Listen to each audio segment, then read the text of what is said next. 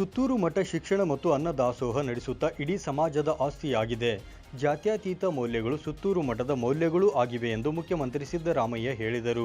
ಮೈಸೂರು ಸುತ್ತೂರಿನ ಶಿವರಾತ್ರೀಶ್ವರ ಶಿವಯೋಗಿಗಳ ಜಾತ್ರಾ ಮಹೋತ್ಸವದಲ್ಲಿ ಪಾಲ್ಗೊಂಡು ಮಹದೇಶ್ವರ ದೇವಸ್ಥಾನಕ್ಕೆ ಭೇಟಿ ನೀಡಿ ವಿಶೇಷ ಪೂಜೆ ಸಲ್ಲಿಸಿ ಗದ್ದುಗೆ ದರ್ಶನ ಪಡೆದ ಬಳಿಕ ವೇದಿಕೆ ಕಾರ್ಯಕ್ರಮದಲ್ಲಿ ಪಾಲ್ಗೊಂಡು ಮಾತನಾಡಿದರು. ಜಾತ್ಯತೀತ ಸಮಾಜ ನಿರ್ಮಾಣ ಸಂವಿಧಾನದ ಮೂಲ ಉದ್ದೇಶ. ಶರಣ ಶ್ರೇಷ್ಠರಾದ ಬಸವಣ್ಣನ ಆಶಯವೂ ಕೂಡ ಅದೇ ಆಗಿದೆ. ಇದನ್ನು ಪ್ರತಿಯೊಬ್ಬರೂ ಅರ್ಥ ಮಾಡಿಕೊಂಡು ಬಸವಣ್ಣನವರ ಆಶಯದಂತೆ ಜಾತಿ ಧರ್ಮದ ಹೆಸರಿನ ಮನುಷ್ಯ ತಾರತಮ್ಯ ಹಾಗೂ ಮೌಢ್ಯಗಳನ್ನು ತೊರೆಯಬೇಕು. ಸುತ್ತೂರು ಮಠ ಶಿಕ್ಷಣ ಮತ್ತು ಅನ್ನದಾಸೋಹ ನಡೆಸುತ್ತಾ ಇಡೀ ಸಮಾಜದ ಆಸ್ತಿಯಾಗಿದೆ.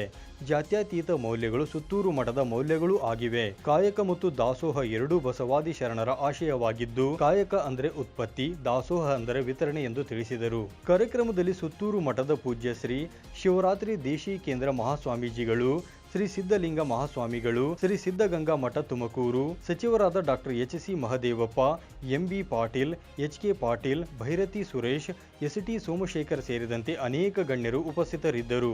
9 ಲೈವ್ ನ್ಯೂಸ್ ಮೈಸೂರು.